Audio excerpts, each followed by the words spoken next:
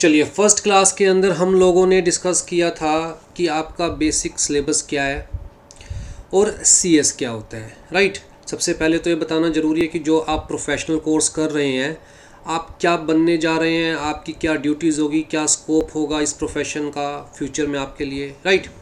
फिर second class में हम लोगों ने डिस्कस किया था कि एक्चुअल में लॉ क्या होता है, इंडिया में लॉ बनाने का प्रोसीजर क्या है, लॉ बनाने की पावर किसके पास है, जो डिस्ट्रीब्यूशन दी हुई है कि किस मैटर पर कौन लॉ बना सकता है, वो सब हमने सेकंड क्लास में डिस्कस किया था। देखिए, हम लोगों ने सबसे पहले लीगल एप्टीट्यूड स्टार्ट किया है, आपका जो सब्जेक्ट है लीगल एप्टीट्यूड वाला पेपर। और जब हम उसको देखते हैं तो एक बड़ी क्लियर कट सी हमें चीज़ समझ में आती है कि आईसीएसआई का मोटिव है आपकी लीगल सेंस को क्रिएट करना, लीगल सेंस को एनहेंस करना। आपको लॉ पढ़ना आना चाहिए, लॉ पढ़ के उसको समझना आना चाहिए और फैक्ट्स के ऊपर उस लॉ के प्रोविजंस अप्लाई करना आना चाहिए, राइट। तो ये आपका सिलेबस स्टार्ट करने से पहले अगेन मैं आपको एक बार लॉ का स्ट्रक्चर समझाने की कोशिश करूँगा कि लॉ में क्या क्या पार्ट्स होते हैं, किसी भी लॉ के अंदर उसका कंप्लीट स्ट्रक्चर क्या होता है। आ जाइए जी।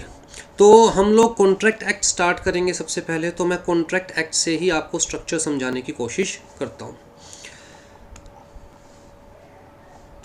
ये देखिए जी,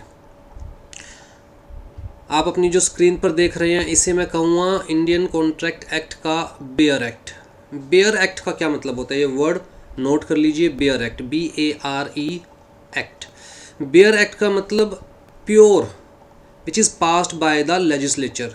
अगर हम सेंट्रल लेवल की बात करते हैं तो हमने डिस्कस किया था कि पार्लियामेंट पास करती है, अगर हम स्टेट लेवल की बात करते हैं तो स्टेट लेजिस्लेचर्स पास करती है। Bare act means which is the exact content which is passed by the legislature. उस कंटेंट में किसी ऑथर के कोई व्यूज़ नहीं है, कोई कमेंट्स नहीं है, कोई इंटरप्रिटेशन नहीं है किसी कोर्ट की, तो that is bare act, right. Exactly what is passed by the legislation. तो जी हर एक्ट का देखिए एक नाम होता है, जैसे इस एक्ट का नाम क्या है, इंडियन कॉन्ट्रैक्ट एक्ट 1872, ठीक है। इसे हम बोलते हैं शॉर्ट टाइटल। क्या बोलेंगे इसे, शॉर्ट टाइटल। मैं चीज़ें लिखता जाता हूँ, आप भी अपनी जो भी नोटबुक आपने बनाई है, नोटबुक ज़रूर बनाइएगा, हर सब्जेक्ट की अलग से बनाइएगा, और जब भी क्लास देखने बैठे तो नोटबुक लेके बैठिएगा। हाँ जी, तो सबसे पहली चीज़ मैं कह रहा हूँ कि हर एक्ट के अंदर एक शॉर्ट टाइटल होता है। शॉर्ट टाइटल का मतलब क्या है, नेम ऑफ एक्ट, ठीक है। जैसे हमने कहा जी इंडियन कॉन्ट्रैक्ट एक्ट 1872। अच्छा, बाद में ये 1872 लगाया गया, ये कौन सा ईयर है, कहता है जी ये वो ईयर होगा जिस ईयर में एक्ट पास किया गया। जो नाम के पीछे ईयर होता है, जिस ईयर में एक्ट पास किया जाता है।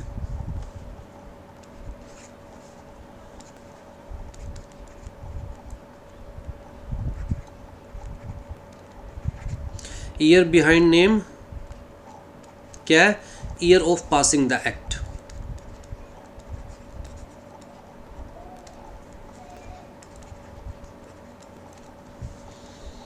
ठीक है, मेरी हैंड राइटिंग थोड़ी सी ऐसी ही है तो उसको आप एडजस्ट कर लीजिएगा। Year of passing the act, तो इसका मतलब इंडियन कॉन्ट्रैक्ट एक्ट को कब पास किया गया था, 1872 में। क्या ये जो ईयर ऑफ पासिंग है और जिस ईयर में एक्ट इफ़ेक्टिव होता है वो दोनों सेम होता है, कहता है जी सेम हो भी सकता है, डिफरेंट भी हो सकता है। सेम भी हो सकता है, डिफरेंट भी हो सकता है। जैसे अगर मैं इनकम टैक्स एक्ट की बात करूं तो इनकम टैक्स एक्ट 1961 है, राइट, बट इफ़ेक्टिव फ्रॉम 1 अप्रैल 1962। तो पास हो गया था 1961 में, तो इसलिए नाम के पीछे लिखा गया 1961, लेकिन इफ़ेक्टिव था 1962 से, 1961 से इफ़ेक्टिव नहीं था। तो कुछ एक्ट्स जो होते हैं वो साइमल्टेनियसली इफ़ेक्टिव हो जाते हैं, जैसे हमने डिस्कस किया था लास्ट क्लास में। गाइस सारी क्लासेस देखिएगा, कोई भी क्लास बीच में से शुरू मत कीजिएगा। अगर आपने फर्स्ट 2 क्लासेस नहीं देखी तो वो ज़रूर देखिएगा। तो हमने डिस्कस किया था कि जी सबसे पहले तो एक्ट पास किया जाता है by the legislature, central act है तो प्रेसिडेंट की कंसेंट चाहिए होती है, और अगर स्टेट एक्ट है तो स्टेट गवर्नर की कंसेंट चाहिए होती है। उसके बाद उसे ऑफिशियल गैजेट्स में पब्लिश किया जाता है। जब पब्लिश किया जाता है तो क्लियर कट लिखा जाता है कि भैया एक्ट इफ़ेक्टिव कब से होगा।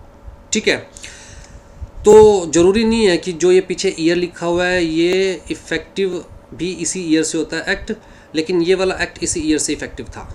इंडियन कॉन्ट्रैक्ट एक्ट 1872 में ही इफ़ेक्टिव हो गया था। अच्छा, तीसरी चीज़ देखिए, नाम के नीचे लिखा हुआ है act of 99, act number 9 of 1872।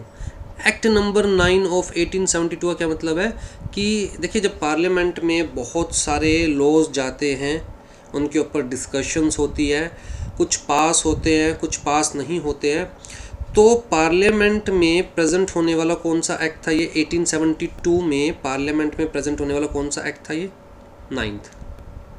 कौन सा एक्ट है 9th। तो जिस भी नाम के नीचे आप देखेंगे act number this of this, तो मतलब उस ईयर में प्रेजेंट होने वाला कौन सा एक्ट था, 9th एक्ट था, 9th लॉ था जो पार्लियामेंट में प्रेजेंट हुआ था पास होने के लिए। ठीक है, यहाँ तक क्लियर है। ठीक, आ जाइए जी, यहाँ पर लिखा हो 25 अप्रैल 1872, लेकिन इफेक्टिव कब से हुआ था ये, कहता है जी सितंबर, फर्स्ट डे ऑफ सितंबर 1872। तो यहाँ पर जो लिखा हुआ है 25 अप्रैल 1872, तो मतलब पास होने वाली डेट अलग हो सकती है और इफ़ेक्टिव होने वाली डेट अलग हो सकती है। ठीक है, तो सबसे पहले मैंने आपको बताया शॉर्ट टाइटल। अगर मैं बात करूँगा कंप्लीट नेम की, तो कंप्लीट नेम में ये सारा आएगा, कंप्लीट नेम में ये सारा आएगा, Indian contract act 1872, act 9 of 1872। फिर जी सेकंड क्या होता है, प्रीएम्बल। हर एक्ट में आपको प्रीएम्बल मिलेगा। क्या मिलेगा हर एक्ट में, कहता है जी हर एक्ट में आपको प्रीएम्बल मिलेगा।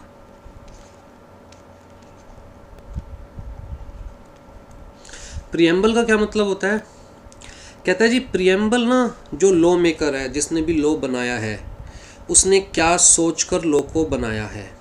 एक इंटेंशन होती है ना लॉ बनाने की, कि इस लॉ के पीछे की इंटेंशन क्या है, तो प्रीएम्बल बेसिकली उस इंटेंशन को क्लियर करता है। अब देखिए यहाँ पर जो प्रीएम्बल है वो क्या दिया हुआ है, where as it is expedient to define and amend certain parts of the law relating to contracts. इसका क्या मतलब हुआ, 1872 से पहले कोई भी यूनिफाइड लॉ नहीं था जो हर तरह के कॉन्ट्रैक्ट से डील कर सके। तो ये पहला ऐसा लॉ था जो कि सारे कॉन्ट्रैक्ट्स से डील कर रहा था, राइट। तो जी जो अलग अलग लॉ बने हुए थे कि कोई किसी कॉन्ट्रैक्ट के लिए अलग से लॉ बना हुआ था, किसी कॉन्ट्रैक्ट के लिए अलग से लॉ बना हुआ था, उन सब को अमेंड कर कर एक कॉमन प्लेटफॉर्म पर कोडिफाइड करना मेन मोटिव था इस एक्ट का। Where as it is expedient, जहाँ ये ज़रूरत महसूस हुई, to define and amend certain parts of the law relating to contract. ठीक है, तो प्रीएम्बल बहुत इंपॉर्टेंट होता है। बेसिकली प्रीएम्बल क्या होता है, intention of the law maker behind the law, intention of law maker behind law. तो प्रीएम्बल से हमें ये पता चल जाता है कि एक्चुअल में लॉ के पीछे की इंटेंशन क्या है, लॉ क्यों बनाया गया है। ठीक, बहुत इंपॉर्टेंट होता है समझने के लिए लॉ का, एक ओवरव्यू समझने के लिए। फिर जी प्रीएम्बल के बाद स्टार्ट होता है जी हमारे पास एक्चुअल में बॉडी। ठीक है, तो इसे मैं बॉडी कहूँगा। देखिए प्रीएम्बल आया, प्रीएम्बल के बाद फिर बॉडी स्टार्ट हुई हमारे पास।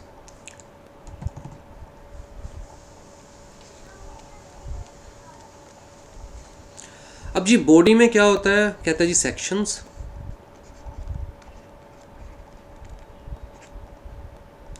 जितने भी सेक्शंस हैं उस एक्ट के अंदर सेक्शंस होते हैं बॉडी में। लेकिन सेक्शंस को ना, जिस तरह आपकी बुक में कंटेंट्स को चैप्टर में डिवाइड कर देते हैं, भाई चैप्टर 1 में ये कंटेंट रहेगा, चैप्टर 2 में ये कंटेंट रहेगा, चैप्टर 3 में ये कंटेंट रहेगा, इसी तरह एक्ट में भी सेक्शंस को चैप्टर्स में डिवाइड कर देते हैं। जैसे कि आप यहाँ देख सकते हैं कि यहाँ पर हमारे पास स्टार्टिंग हुई प्रिलिमिनरी से, जहाँ पर हमें शॉर्ट टाइटल, एक्सटेंट, कमेंसमेंट ये बताया जाता है। हर सेक्शन, हर एक्ट का सेक्शन 1 यही होता है कि जी एक्ट का नाम क्या है, शॉर्ट टाइटल, एक्ट का नाम क्या है। एक्सटेंट मतलब एक्ट कहाँ पर एप्लीकेबल है, होल ऑफ इंडिया में एप्लीकेबल है या कोई पर्टिकुलर जगह है, कोई पर्टिकुलर स्टेट है, कोई पर्टिकुलर यूनियन टेरिटरी है जहाँ पर ये एक्ट एप्लीकेबल नहीं है, तो वो भी फर्स्ट सेक्शन में बताया जाता है, राइट। और कब से एक्ट एनफोर्सेबल होगा मतलब कमेंसमेंट, ये भी उसी सेक्शन में ही बताया जाता है। और सेविंग का क्या मतलब हुआ, यहाँ सेविंग भी दे रखा है एक। सेविंग का मतलब ये है कि अगर कोई एक्ट में क्लियर कट है कि जो पहले के कॉन्ट्रैक्ट्स हो चुके हैं उनके ऊपर ये एप्लीकेबल नहीं होगा, जो जैसा पहले हो चुका है उसको अमेंड नहीं किया जाएगा, तो वो फिर सेविंग्स में लिख देते हैं हम लोग, ठीक है। तो जनरली हर एक्ट के अंदर सेक्शन 1 क्या होगा, कहता है जी शो टाइटल, एक्सटेंट कहाँ पर एप्लीकेबल है होल ऑफ इंडिया के अंदर या फिर कोई पर्टिकुलर स्टेट है, यूनियन टेरिटरी है, एरिया है जो एक्सक्लूडेड है, और कमेंसमेंट मतलब कब से एप्लीकेबल है। जैसे हमने इसके केस में पढ़ा कि 1 सितंबर 1872 से एप्लीकेबल है, ठीक है। और सेकंड जो सेक्शन होता है जनरली वर्ड यूज़ कर रहा हूँ मैं, हर एक्ट के केस में डेफिनेशंस होती है। इसके अंदर उसका हेडिंग दे रखा है इंटरप्रिटेशन क्लोज, लेकिन जितने भी आज की डेट में एक्ट पास होते हैं तो हेडिंग क्या होता है, डेफिनेशंस। जैसे कि अगर हम इनकम टैक्स एक्ट की बात करें या कंपनीज एक्ट की बात करें, सिक्योरिटीज़ एक्ट की बात करें, सेबी एक्ट की, तो उन सब में क्या होता है, सेकंड सेक्शन डेफिनेशंस। डेफिनेशंस का क्या मतलब होता है, कहता है जी जो पूरी बॉडी में वर्ड्स यूज़ करने वाले हैं, सेक्शंस में वर्ड्स यूज़ करने वाले हैं, इस एक्ट में वर्ड्स यूज़ करने वाले हैं, तो उन वर्ड्स का एग्जैक्टली क्या मतलब है, हमें वर्ड्स को किस पॉइंट ऑफ व्यू से लेकर चलना है। तो अगर कोई भी ऐसा वर्ड है जिसके 2 या 2 से ज़्यादा मीनिंग हो सकते हैं, तो डेफिनेशंस के अंदर उसको एग्जैक्टली डिफाइन कर दिया जाता है कि आपको इस एक्ट के पॉइंट ऑफ व्यू से, इस लॉ के पॉइंट ऑफ व्यू से इस वर्ड को इस तरीके से ही देखना है, यही मीनिंग लेकर चलना है, राइट। तो यहाँ पर लिखा हुआ है इंटरप्रिटेशन क्लोज। वैसे जनरली और एक्ट्स के अंदर आपको सेकंड सेक्शन क्या पाएगा, डेफिनेशंस। तो जी ये तो हमारे पास क्या हो गया, स्टार्टिंग, प्रिलिमिनरी, मुझे थोड़ा सा प्रोनाउंस करने में दिक्कत आती है, राइट। तो ये तो ये तो हो गया हमारे पास स्टार्टिंग। उसके बाद जी चैप्टर स्टार्ट हो गए। जैसे मैंने आपको बताया कि जी हर कंटेंट को चैप्टर्स में डिवाइड किया जाता है, तो एक्ट के अंदर भी सेक्शंस को चैप्टर में डिवाइड किया जाता है। तो देखिए चैप्टर 1 में सेक्शंस कहाँ से कहाँ तक है, कहता है इनिशियली तो सेक्शन 1 सेक्शन 2 है, लेकिन चैप्टर 1 के अंदर 3 से लेकर 9 तक है। अब यहाँ पर एक नोट करने वाली चीज़ मैं आपको क्या बताना चाह रहा हूँ कि सेक्शन नंबर दोबारा से स्टार्ट नहीं होते। ऐसा नहीं है कि 1 2 फिर चैप्टर 1 में दोबारा 1 2 3 4 स्टार्ट कर देंगे। सेक्शंस चलते रहते हैं, कंटिन्यूटी में चलता रहता है। अगर मैं चैप्टर 3 की बात करूँगा तो आप देखेंगे चैप्टर 3 के अंदर आगे से सेक्शंस चल रहे हैं। चैप्टर 2 के अंदर 9 के बाद 10 11 12 13 14 15, राइट। तो ऐसा नहीं है 9 के बाद दोबारा चैप्टर 2 में सेक्शन 1 सेक्शन 2 सेक्शन 3 स्टार्ट हो गया। सेक्शंस कंटिन्यूटी में चलते रहते हैं। जो चैप्टर की हेडिंग होती है वो उस चैप्टर की इंटेंशन को शो करती है कि इस चैप्टर के अंदर जो कंटेंट दिया हुआ है उस कंटेंट का इंटेंशन क्या था इस लॉ के पीछे, राइट। जैसे चैप्टर 1 की हेडिंग दी हुई है of the communication acceptance revocation of proposal, means chapter 1 is related to proposal, right. Offer में किस किस चीज़ से रिलेटेड है चैप्टर 1, कहता है जी ऑफर की कम्युनिकेशन से रिलेटेड है, ऑफर की एक्सेप्टेंस रिलेटेड है, ऑफर के रिवोकेशन से रिलेटेड है, ठीक है। तो जी यहाँ पर इन्होंने फिर कंटेंट को सेक्शंस में डिवाइड कर दिया। हर सेक्शन की भी अपनी एक हेडिंग होती है। जैसे सेक्शन 3 की हेडिंग क्या है, communication acceptance revocation of the proposal, ठीक। तो इस तरह जितने भी सेक्शंस होते हैं उन सेक्शंस को चैप्टर्स में डिवाइड किया जाता है, लेकिन दिमाग में रखिएगा कि सेक्शंस का जो नंबरिंग है वो कंटिन्यूटी में चलती है, ठीक है जी। अब देखिए यहाँ पर ये कंटिन्यूसली चलता जा रहा है। तो ये हमारी क्या है, बॉडी, ये हमारी क्या है, बॉडी। अब इसके अलावा भी कुछ एक्ट्स के पीछे आप देखेंगे शेड्यूल्स। शेड्यूल्स का क्या मतलब है, कहता है जी शेड्यूल्स भी एक्ट का ही पार्ट है। लास्ट क्लास में मैंने आपको समझाया था शेड्यूल्स भी एक्ट का ही पार्ट है, राइट। ये हमारा एक्ट है, ये बॉडी है जिसमें सेक्शंस लिखे हुए हैं। सबसे इम्पोर्टेंट ये वाला पार्ट है। अब जी इन सेक्शंस को हेल्प करने के लिए साथ में शेड्यूल्स अटैच कर दिए जाते हैं। ठीक है, जैसे कंपनी लॉ में कहा कि अगर कोई डायरेक्टर का रिलेटिव है, रिलेटिव कौन, क्या मदर रिलेटिव की डेफिनेशन में आएगी, क्या फादर रिलेटिव की डेफिनेशन में आएगा, क्या सिस्टर या ब्रदर रिलेटिव की डेफिनेशन में आएगा, क्या step sister step brother relative की डेफिनेशन में आएगा, क्या ग्रैंड पेरेंट्स रिलेटिव की डेफिनेशन में आएगी। अब जी अगर रिलेटिव वर्ड की जगह हर सेक्शन में सबका ही नाम दिया जाए तो बड़ा लंबा हो जाएगा एक्ट। तो जी वर्ड रिलेटिव लिख दिया और रिलेटिव कौन होगा ये शेड्यूल में अटैच कर दीजिए, शेड्यूल में बता दीजिए। तो बेसिकली शेड्यूल्स क्या कर रहे हैं, हेल्प कर रहे हैं, मेन बॉडी की हेल्प कर रहे हैं। शेड्यूल्स को हम बोलते हैं हेल्पिंग हैंड्स।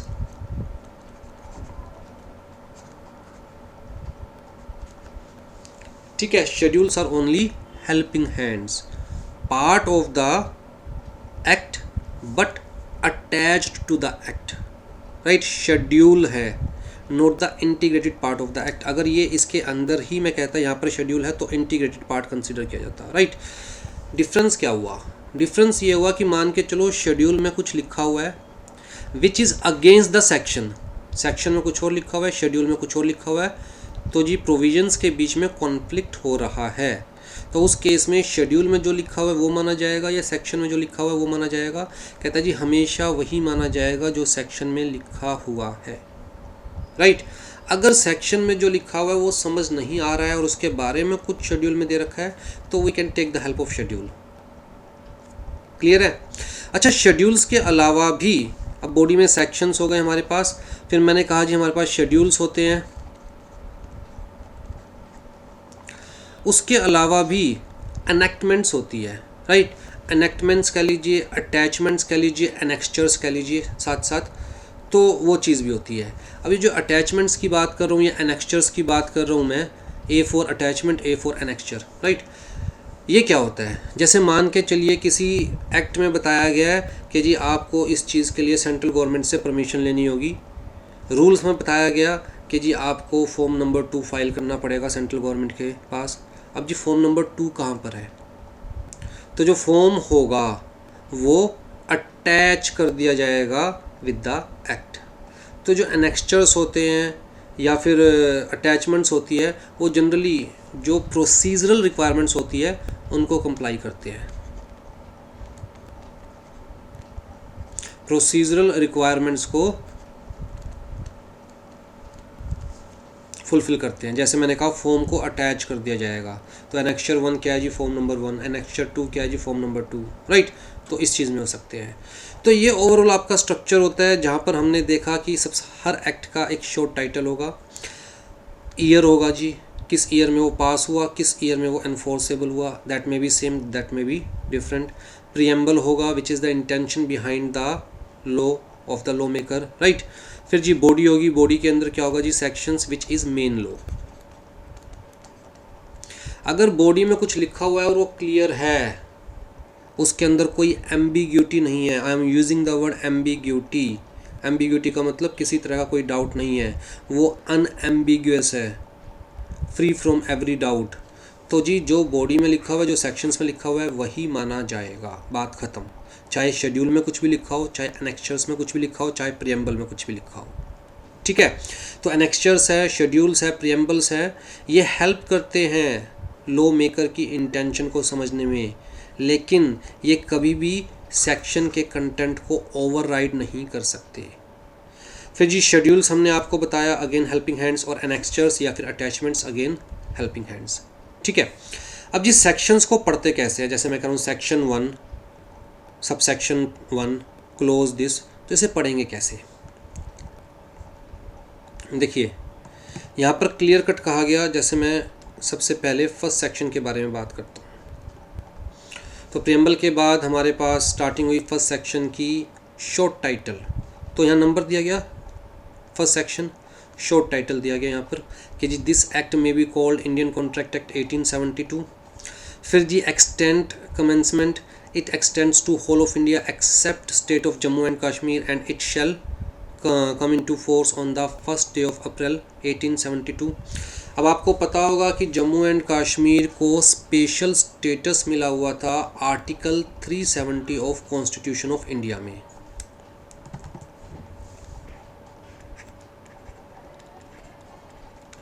अच्छा, जब हम कोई भी लॉ पढ़ते हैं, कोई भी एक्ट पढ़ते हैं, तो हम सेक्शन यूज़ करते हैं। कॉन्स्टिट्यूशन ऑफ इंडिया में सेक्शन की जगह हम लोग आर्टिकल यूज़ करते हैं। आर्टिकल 1, आर्टिकल 2, आर्टिकल 3, आर्टिकल 4, ऐसे। ठीक है, तो ये article 370 of constitution of India में जम्मू एंड कश्मीर को स्पेशल स्टेटस दिया हुआ था। जब इंडिया आज़ाद हुआ और इंडिया ने जम्मू एंड कश्मीर को अपनी बाउंड्रीज़ में मिलाना चाहा, एक्वायर करना चाहा, तो जो यहाँ के राजा थे उन्होंने कुछ टर्म्स एंड कंडीशंस अपनी रखी कि जी हमारी ये टर्म्स एंड कंडीशंस मानी जाएगी तो हम इंडिया का पार्ट बन जाएंगे। ठीक है, उन टर्म्स एंड कंडीशंस को एक्सेप्ट किया गया और जम्मू एंड कश्मीर को एक स्पेशल स्टेटस दिया गया आर्टिकल 370 में। और जम्मू एंड कश्मीर अभी तक वो स्पेशल स्टेटस, वो स्पेशल प्रिविलेज एंजॉय कर रहा था। लेकिन जैसा कि अब आप जानते हैं कि करंट गवर्नमेंट ने इसको ख़त्म कर दिया है। Now Jammu and Kashmir is not having any special status, right. जो प्रिविलेजेस मिली हुई थी, एक जो स्पेशल स्टेटस ये था इसके अंदर कि चाहे सेंट्रल गवर्नमेंट कोई भी एक्ट पास करे, जम्मू एंड कश्मीर पर तभी एप्लीकेबल होगा जब जम्मू एंड कश्मीर की गवर्नमेंट उसे एक्सेप्ट करेगी, अदरवाइज जम्मू एंड कश्मीर पर एप्लीकेबल नहीं होगा। तो ये भी एक स्पेशल स्टेटस इस आर्टिकल में जम्मू एंड कश्मीर को दिया हुआ था। तो अब आर्टिकल 370 ही नहीं रहा तो जम्मू एंड कश्मीर के लिए कोई स्पेशल स्टेटस भी नहीं रहा, कोई स्पेशल प्रिविलेज भी नहीं रही। ठीक है, प्रिविलेज का मतलब एक एडिशनल, कहते हैं ना, अपर हैंड, कि हाँ जी मेरे पास तो ये प्रिविलेज है, और एडवांटेज। ठीक है जी। अब देखिए यहाँ पर लिखा हुआ है सेक्शन 2। अच्छा, मैं सेविंग्स भी पढ़ देता हूँ। Nothing here in content shall affect the provisions of any statute. कहता है जो कॉन्ट्रैक्ट एक्ट में प्रोविजंस हम लोग बना रहे हैं, उन प्रोविजंस की वजह से किसी और एक्ट के, किसी और लॉ के, किसी और स्टैट्यूट के किसी प्रोविजन पर कोई अफेक्ट नहीं होगा। ठीक है, not hereby expressly repealed, nor any usages or custom of the trade, nor any incident of any contract not inconsistent with the provisions of this act. तो जी हमारी इंटेंशन जो करंट कोई भी लॉ है उसके प्रोविजंस को effect करना नहीं है। हमारी इंटेंशन जो इंडिया की कस्टम है, जो इंडिया की यूजेस है, जो इंडिया में ट्रेड में चल रहा है, उनको अफेक्ट करना नहीं है जब तक वो इस एक्ट के प्रोविजंस के साथ कॉन्फ्लिक्ट नहीं होते। ठीक है, आ जाओ जी। इंटरप्रिटेशन क्लोज सेक्शन 2 जो मैंने बताया, जनरली हर एक्ट का क्या होता है, डेफिनेशंस। अब ध्यान से देखिएगा, जब किसी सेक्शन के बाद, सेक्शन की हेडिंग के बाद कुछ कंटेंट लिखा हुआ हो,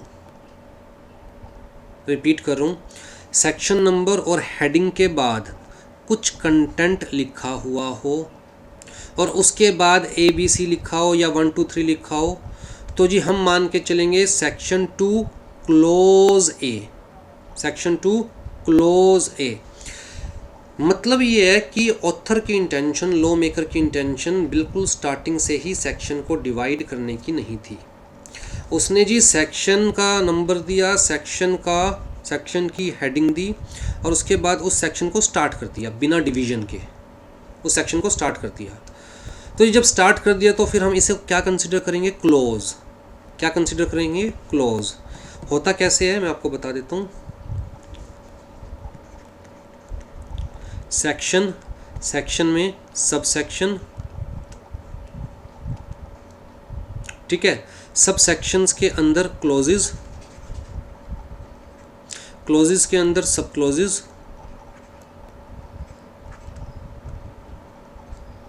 सब क्लोजेस के अंदर भी कोई दे रखा है नंबरिंग, तो आइटम,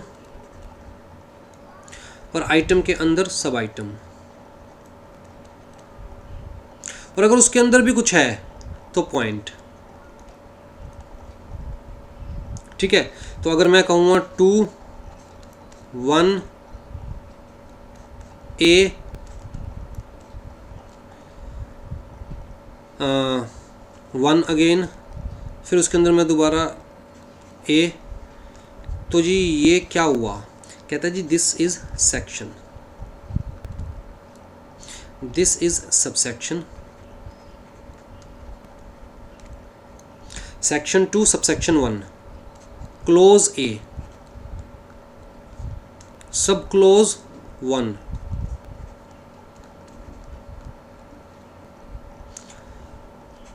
आइटम ए।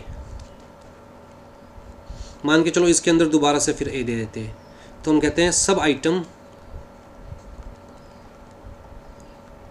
ए, फिर दोबारा से नंबर दे देते 1, तो हम कहते हैं जी .1। ठीक है, तो जनरल रूल ये है कि सेक्शन सब सेक्शन, क्लोज सब क्लोज, आइटम सब आइटम और उसके आगे पॉइंट। लेकिन यहाँ पर थोड़ा सा हमें कभी कभी ध्यान देना पड़ता है। पॉसिबल है कि 2A लिखा हुआ है तो ये सेक्शन 2 सब सेक्शन ए ना पढ़ा जाए बल्कि सेक्शन 2 क्लोज ए पढ़ा जाए, राइट। तो कब अगला जो नंबर है वो सब सेक्शन कंसिडर किया जाए और कब क्लोज कंसिडर किया जाए, वो रूल मैं आपको बता रहा हूँ। अगर सेक्शन नंबर और हेडिंग के बाद डायरेक्ट कंटेंट स्टार्ट हो गया है तो इसका मतलब ऑथर ने उसे सब डिवाइड नहीं किया है उस सेक्शन को। तो जी सेक्शन 2 और उसके बाद क्लोज ए, सेक्शन 2 और clause B, right.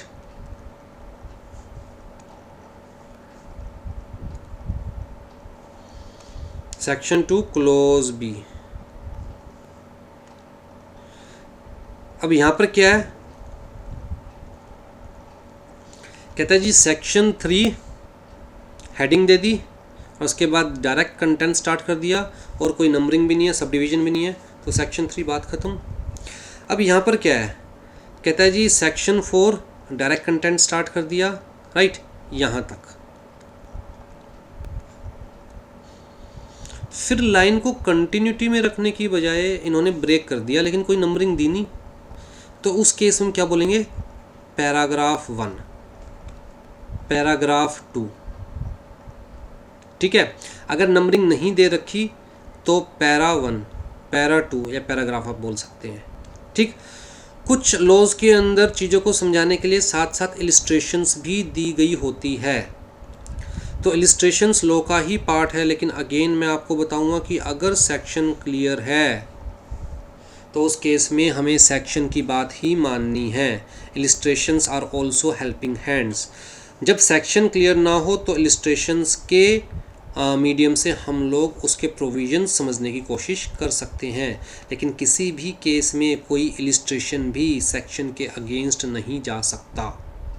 This is the main law, this content is the main law, ठीक है।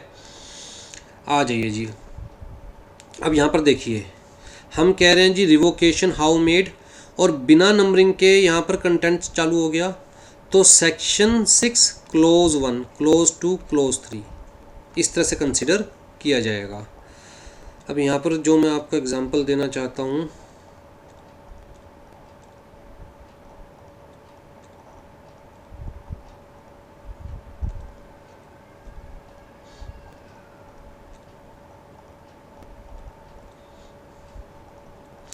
मैं आपको कंपनीज एक्ट शो करता हूँ, उसके थ्रू मैं आपको समझाऊंगा कि किस केस में सब सेक्शन कंसिडर करेंगे, किस केस में सीधा क्लोज कंसिडर करेंगे, ठीक है। आगे का सेम रहेगा। दिक्कत क्या है कि इसे सेक्शन सब सेक्शन कंसिडर करेंगे या क्लोज। एक बार वो चीज़ क्लियर हो गई, सब सेक्शन कंसिडर करेंगे तो अगला क्लोज है, फिर सब क्लोज है, फिर आइटम है, सब आइटम है। एक बार ये क्लियर हो गया इसे क्लोज कंसिडर करेंगे तो अगला सब क्लोज है, फिर आइटम है, फिर सब आइटम है, राइट। तो आगे का सेम रहेगा। बस दिक्कत क्या आती है कि सेक्शन के बाद सब सेक्शन कंसिडर किया जाएगा अगले पॉइंट को, या क्लोज कंसिडर किया जाएगा, ठीक है। मैं आपको कंपनीज एक्ट के पॉइंट ऑफ व्यू से समझाता हूँ। देखिए ये कंपनीज एक्ट है हमारे पास, कंपनीज एक्ट 2013। अब यहाँ पर जो हमारे पास स्टार्टिंग है उसके अंदर क्या दे रखा है, short title, extent, commencement and application. Second section definitions. जैसे मैंने आपको बताया था कि जनरली हर एक्ट का फर्स्ट सेक्शन वही होता है और सेकंड सेक्शन डेफिनेशन होता है। फिर जी चैप्टर 2 के अंदर incorporation of companies and matter incidental there to.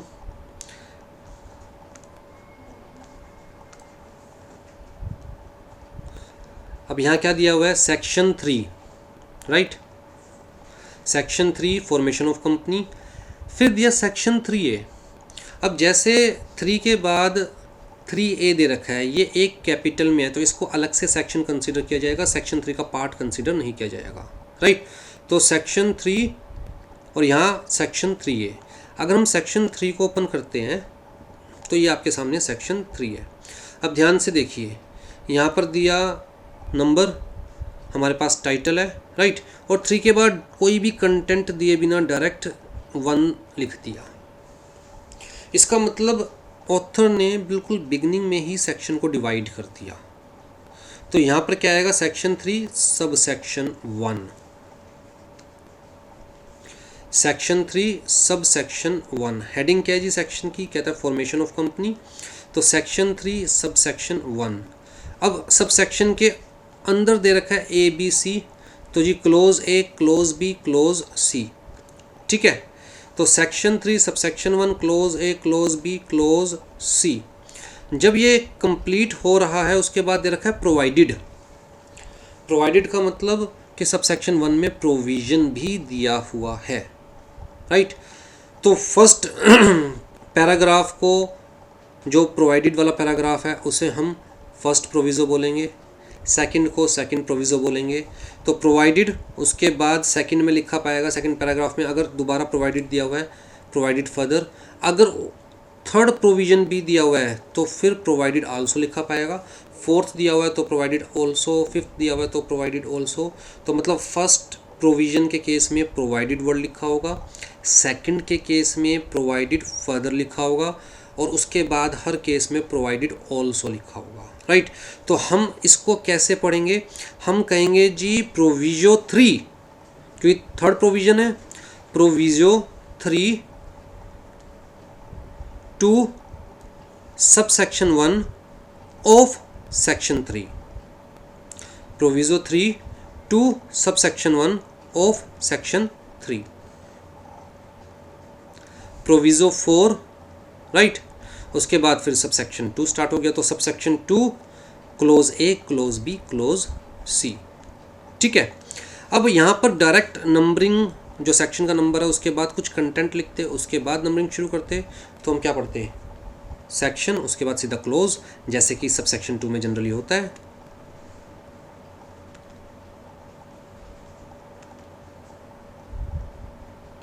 देखिए, नंबरिंग के बाद जो सेक्शन का नंबर है उसके बाद 1 की जगह कंटेंट दे दिया, in this act unless the contest otherwise requires. तो जी कंटेंट दे दिया, डायरेक्ट नंबर नहीं दिया, 2 1 नहीं किया, 2 के बाद कुछ कंटेंट दिया, उसके बाद 1 आया। तो जब बीच में कंटेंट आ जाए, सेक्शन नंबर और दूसरे नंबर के बीच में कुछ कंटेंट आ जाए, तो जी ये हम क्लोज कंसीडर करेंगे, सब सेक्शन कंसीडर नहीं करेंगे। लेकिन अगर बीच में कोई कंटेंट नहीं है, डायरेक्ट सेक्शन 2 के बाद 1 लिख देते, तो हम मानते ऑथर बिल्कुल स्टार्टिंग से ही सेक्शन को डिवाइड करना चाहता है, ठीक है जी। तो अभी के लिए इतनी नॉलेज सफिशिएंट आई थिंक।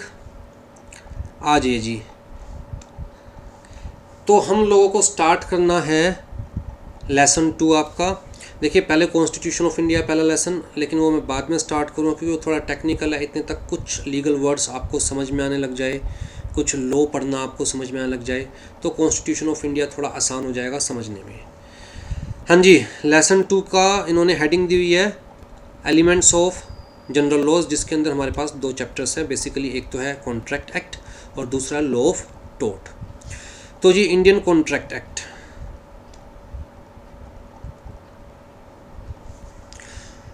देखिए सबसे पहले हम लोग आपके बुक का कंटेंट समझने की कोशिश करेंगे, राइट। और उसको मैं एक एक वर्ड को बड़ा डिटेल में समझाता जाऊंगा और बताता जाऊंगा कि कौन सा वर्ड, कौन सी लाइन, कौन सा पैराग्राफ एमसीक्यू के पॉइंट ऑफ व्यू से इम्पोर्टेंट है। सबसे पहले इंडियन कॉन्ट्रैक्ट एक्ट का मैं एक ओवरव्यू आपको दे देता हूँ। देखिए, कॉन्ट्रैक्ट एक्ट 1872, ये नाम है एक्ट का, ठीक है जी। An act related to contracts in India. कब से ये एनफोर्सेबल हुआ था? कहता है जी 1 सितंबर 1872 से। बहुत इंपॉर्टेंट MCQ है।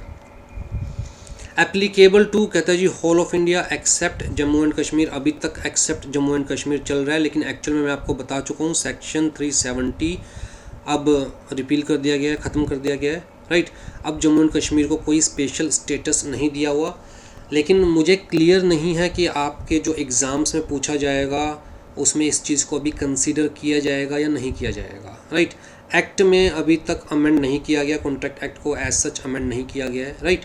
अभी सिर्फ कॉन्स्टिट्यूशन को अमेंड किया गया है और वहाँ पर 370 को हटा दिया गया है, ठीक है। तो फॉर द टाइमिंग आप यही मान के चलिए, अगर हमारे पास कोई क्लैरिफिकेशन आएगी इस चीज़ से रिलेटेड तो हम आपको बता देंगे, ठीक है। तो whole of India except Jammu and Kashmir, whole of India except Jammu and Kashmir बहुत इंपॉर्टेंट MCQ है, ठीक है जी। इसका स्ट्रक्चर समझिए एक बार कॉन्ट्रैक्ट एक्ट का। जब कॉन्ट्रैक्ट एक्ट आया था 1872 में, 1872 आज़ादी से भी बहुत पहले, बाबा आदम के ज़माने का एक्ट है, राइट। दोस्तों जितना पुराना एक्ट है ना ये, उतना ही इम्पोर्टेंट एक्ट है। इनफैक्ट हिंदुस्तान में, इंडिया में रहने वाले हर इंसान को इस एक्ट के सारे प्रोविजंस पता होने चाहिए, और जो बाहर से इंडिया में आ रहा है उसको भी इस एक्ट के सारे प्रोविजंस पता होने चाहिए। देखिए हम डे टू डे लाइफ के अंदर बहुत सारे प्रोमिसेस करते हैं एक दूसरे से, राइट। हर प्रोमिस सीरियस नहीं होता, हर प्रोमिस में हमारी इंटेंशन नहीं होती कि हम वो प्रोमिस पूरा करें, लेकिन कुछ प्रोमिसेस ऐसे होते हैं जहां हम भी चाहते हैं कि हम अपना पार्ट परफॉर्म करें, और हम ये भी चाहते हैं कि सामने वाला भी अपना पार्ट परफॉर्म करे, और अगर सामने वाला अपना पार्ट परफॉर्म ना करे तो हमारे पास कोई ना कोई लीगल रेमेडी होनी चाहिए, कोई होना चाहिए जो हमारी बात सुने, जो सामने वाले को कहे कि भैया या तो अपना पार्ट परफॉर्म करो, नहीं तो दूसरी पार्टी को जो नुकसान हुआ है वो नुकसान दो, ठीक है। Generally in case of commercial contracts, अगर मैं किसी दुकान पर टीवी लेने जा रहा हूँ, दुकानदार कह रहा है कि देखिए जी 3 साल की वारंटी है, अगर 3 साल तक कुछ भी ख़राब होता है तो हम लोग आपको रिप्लेस करके देंगे। अब इस केस में दुकानदार ने मुझसे प्रॉमिस किया और उस प्रॉमिस के बेसिस पर मैंने टीवी परचेज़ किया, कंसिडरेशन पे करी, राइट। अगर बाद में टीवी में कुछ खराबी आती है, दुकानदार टीवी लेने से मना कर देता है, रिप्लेस करने से मना कर देता है, तो क्या इस केस में मैं चाहूँगा कि या तो दुकानदार अपना प्रॉमिस, अपना पार्ट पूरा करे प्रॉमिस का? नहीं, तो भैया फिर मैं दुकानदार के अगेंस्ट कोर्ट में जाऊँगा, लॉ की हेल्प लूँगा दुकानदार के अगेंस्ट कि भैया या तो अपना पार्ट परफॉर्म करे ये, नहीं तो जो मुझे नुकसान हुआ है, जो मुझे डैमेजेस हुए हैं वो सामने वाला मुझे दे। मतलब कोई ना कोई लीगल रेमेडी मेरे पास होनी चाहिए, ठीक है। डे टू डे बेसिस में हज़ारों ऐसे प्रोमिसेस, एग्रीमेंट्स, कॉन्ट्रैक्ट्स के अंदर हम लोग एंटर करते हैं। जब ये इंडियन कॉन्ट्रैक्ट एक्ट 1872 आया था, उस वक्त ना तो बिज़नेस वर्ल्ड इतना ज़्यादा एस्टेब्लिश था, ना ही बिज़नेस की इतनी सारी डायमेंशंस खुली हुई थी, बड़े थोड़े से बिजनेसेस थे, बड़ी थोड़ी सी डायमेंशंस थी। तो उस वक्त का माहौल अलग था और आज का माहौल अलग है। उस वक्त मेनली एग्रीकल्चरल एक्टिविटीज़ होती थी, आज की डेट में एग्रीकल्चरल एक्टिविटीज़ होती है, इंडस्ट्रियल एक्टिविटीज़ होती है, सर्विस प्रोवाइडर्स बैठे हुए हैं, राइट। तो बिज़नेस के न्यू डायमेंशंस खुलते जा रहे हैं। तो जो इनिशियल स्ट्रक्चर था, उस वक्त लॉ मेकर की इंटेंशन थी कि जितनी भी तरह के कॉन्ट्रैक्ट्स होते हैं उन सब से रिलेटेड प्रोविजंस इसी एक्ट के अंदर इनकॉर्पोरेट कर देने चाहिए। तो जी इनिशियली 4 पार्ट्स में डिवाइडेड था ये इंडियन कॉन्ट्रैक्ट एक्ट। सबसे पहला पार्ट था general principles of law of contract. तो जी यहाँ पर क्या बताया हुआ था, यहाँ बड़ी सिंपल सी बात बताई हुई थी कि भैया अगर आप किसी के साथ कॉन्ट्रैक्ट में एंटर करने जा रहे हो तो जी आपको इन बातों का ध्यान रखना है। जब आप इन बातों का ध्यान रखेंगे तभी आपका कॉन्ट्रैक्ट लॉ की नज़रों में वैलिड माना जाएगा। ठीक है, तो हम कहेंगे essential elements of a contract. अगर आप चाहते हो कि सामने वाला अपना पार्ट परफॉर्म नहीं कर रहा तो आप लॉ की हेल्प ले सको, कोर्ट में जा सको, तो जी इन बातों का ध्यान रखिएगा। साथ में बताया गया कि जी अगर सामने वाला डिफ़ॉल्ट कर रहा है तो आपके पास क्या क्या रेमेडीज़ अवेलेबल है, आप कौन कौन से डैमेजेस के लिए कोर्ट में जा सकते हो। तो वो सारे जनरल जो प्रोविजंस हैं वो सब इस पार्ट में बताए गए। और इस पार्ट में जो बताया गया सेक्शन 1 से लेकर 75 तक, वो प्रोविजंस हर तरह के कॉन्ट्रैक्ट पर एप्लीकेबल है। तो जी ये जो प्रिंसिपल्स हैं ये हर तरह के कॉन्ट्रैक्ट पर एप्लीकेबल हैं, राइट। तो सबसे पहला तो एमसीक्यू ये बनता है कि इनिशियली कितने पार्ट्स में डिवाइडेड था इंडियन कॉन्ट्रैक्ट एक्ट। 4 पार्ट्स में डिवाइडेड था। कहता है जी पहला पार्ट सेक्शन 1 से लेकर 75, ये बहुत इंपॉर्टेंट एमसीक्यू है। पहला पार्ट सेक्शन 1 से लेकर 75 which deals with the general principle of law of contract, और ये जो पार्ट है ये हर तरह के कॉन्ट्रैक्ट्स पर एप्लीकेबल है। ठीक है। दूसरा पार्ट उस वक्त जो था वो था contracts relating to sale of goods. तो गुड्स की सेल परचेज रिलेटेड जो कॉन्ट्रैक्ट्स बनते हैं उसको डील करता था ये वाला पार्ट। तो उससे रिलेटेड प्रोविजंस बता रखे थे, किन किन बातों का ध्यान रखना है, क्या क्या रेमेडीज़ अवेलेबल है, बायर के पास क्या रेमेडीज़ अवेलेबल है, सेलर के पास क्या रेमेडीज़ अवेलेबल है, वो सब बताया हुआ था सेक्शन 76 से लेकर सेक्शन 123 तक। ठीक है जी। लेकिन अगेन बाबा आदम के ज़माने में लाया गया था। उस वक्त बिज़नेस वर्ल्ड इतना ज़्यादा इस्टेब्लिश्ड नहीं था, बड़े थोड़े से बिजनेसेस थे, बड़े थोड़े से डिफरेंट टाइप के कॉन्ट्रैक्ट्स बनते थे। तो उस वक्त तो इसके अंदर जो प्रोविजंस रखे गए वो सारे सफिशिएंट थे। लेकिन जैसे जैसे बिज़नेस वर्ल्ड एक्सपैंड होता गया, डायमेंशंस खुलती गई बिज़नेस वर्ल्ड की, अलग अलग टाइप के कॉन्ट्रैक्ट्स बनने लग गए, इवन ई कॉन्ट्रैक्ट्स भी बनने लग गए।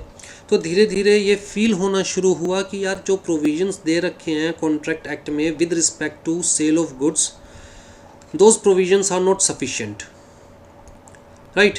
स्कोप बढ़ाना पड़ेगा लॉ का।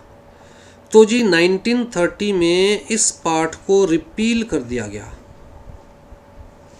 सेकंड पार्ट को इंडियन कॉन्ट्रैक्ट एक्ट के रिपील कर दिया गया। मतलब सेक्शन 76 से लेकर 123 तक जो प्रोविजंस थे, अब इंडियन कॉन्ट्रैक्ट एक्ट के वो प्रोविजंस इफेक्टिव नहीं है। और इसको रिपील करके सेल ऑफ गुड्स से रिलेटेड एक सेपरेट एक्ट लाया गया विद डिटेल्ड प्रोविजंस। तो सेल ऑफ गुड्स एक्ट आया हमारे पास 1930 इस पार्ट को रिपील करने के बाद। रिपील का मतलब लास्ट क्लास में मैं आपको समझा चुका हूँ, इनइफेक्टिव करने के बाद। ठीक है। तो this part is not the part of contract act at present. ठीक। फिर जी जो थर्ड पार्ट था हमारे पास, that is related to special kinds of contracts. Special kind of contracts का मतलब जैसे कि प्लेज है, बेलमेंट है, एजेंसीज है, तो उस टाइप के कॉन्ट्रैक्ट से रिलेटेड ये पार्ट था हमारे पास, है इनफैक्ट अभी भी ये पार्ट हमारे पास। ठीक है। तो ये पार्ट अभी भी है हमारे पास। अब प्लेज क्या होता है, बेलमेंट क्या होता है, एजेंसी क्या होता है, वो सब डिटेल में समझेंगे। फॉर द टाइम बिंग मेरा बताने का मोटिव ये है कि this part is still effective. ठीक है। तो सेक्शन 124 से लेकर 238 तक के जो सेक्शंस है वो still the part of contract act. और जो चौथा पार्ट था वो था with respect to contracts relating to partnerships. अब अगेन पार्टनरशिप्स के भी स्कोप बढ़ गए हैं, टाइप ऑफ पार्टनरशिप्स भी बढ़ गई है, राइट। बिजनेस वर्ल्ड एक्सपैंड हो रहा है, डायमेंशंस इंक्रीज हो रही है। तो यहाँ पर भी हमें लगने लगा कि यार जो प्रोविजंस कॉन्ट्रैक्ट एक्ट में है with respect to partnership they are not sufficient, हमें और डिटेल्ड लॉ चाहिए। तो जी इस पार्ट को भी रिपील कर दिया गया। 1932 में एक सेपरेट एक्ट लाया गया, पार्टनरशिप एक्ट 1932। ठीक। तो ना फिलहाल ये वाला पार्ट मतलब सेक्शन 239 से लेकर 266 तक इफेक्टिव है, ना फिलहाल सेकंड वाला पार्ट मतलब सेक्शन 76 से लेकर सेक्शन 123 तक इफेक्टिव है। सिर्फ 2 ही पार्ट इफेक्टिव है, एक फर्स्ट पार्ट सेक्शन 1 से लेकर 75 तक और एक थर्ड पार्ट सेक्शन 124 से लेकर 238 तक। क्लियर है जी यहाँ तक? ठीक है। तो ये अपने आप में पूरी स्लाइड ही एमसीक्यू है। भाई ये सेक्शंस आपको याद रखने पड़ेंगे कि कौन से पार्ट में कितने सेक्शंस आ रहे हैं, कहाँ से लेकर कहाँ तक आ रहे हैं, कौन सा पार्ट इफ़ेक्टिव है, कौन सा इनइफेक्टिव है, फर्स्ट पार्ट किस चीज़ से डील कर रहा है, थर्ड पार्ट किस चीज़ से डील कर रहा है, फोर्थ पार्ट किस चीज़ से डील कर रहा था, सेकंड पार्ट को रिपील करके कौन सा एक्ट लाया गया, फोर्थ पार्ट को रिपील करके कौन सा एक्ट लाया गया। तो ये पूरी स्लाइड अपने आप में क्या है, एमसीक्यू। इसी तरह जो पहली स्लाइड है वो भी अपने आप में क्या है, पूरी एमसीक्यू कि जी कब से एप्लीकेबल था कॉन्ट्रैक्ट एक्ट, कहाँ पर एप्लीकेबल था कॉन्ट्रैक्ट एक्ट। ठीक है जी, आ जाइए। तो ये आपका कॉन्ट्रैक्ट एक्ट स्टार्ट करेंगे हम लोग डिटेल में, एक एक लाइन को समझेंगे, एक एक वर्ड को समझेंगे, और जहाँ मुझे फील होगा वहाँ मैं स्लाइड्स बनाता रहूँगा। एमसीक्यूज़ जो होंगे वो मैं व्हाट्सएप ग्रुप के ऊपर, स्लाइड्स जो होंगे व्हाट्सएप ग्रुप के ऊपर मैं शेयर करता रहूँगा। ठीक है, तो व्हाट्सएप ग्रुप से ज़रूर जुड़िएगा, हमारे साथ कनेक्टेड रहिएगा। अगर 3 दिन 4 दिन 5 दिन 7 दिन भी कोई मैसेज नहीं आता उस ग्रुप के ऊपर तो ये मत समझिएगा ग्रुप यूज़लेस है, राइट। हम सिर्फ तभी मैसेज करेंगे जब आपको कोई ना कोई इन्फॉर्मेशन देनी होगी। हम ज़रूरी नहीं है कि डेली बेसिस पर आपको डिस्टर्ब करेंगे। चलिए जी, नेक्स्ट क्लास में now we can start with Indian contract act. ठीक है, तो नेक्स्ट क्लास बहुत इंपॉर्टेंट होने वाली है, लेकिन समझ में तब आएगा जब आप सारी 3 क्लासेस, प्रीवियस 3 क्लासेस देख चुके होंगे। Take care.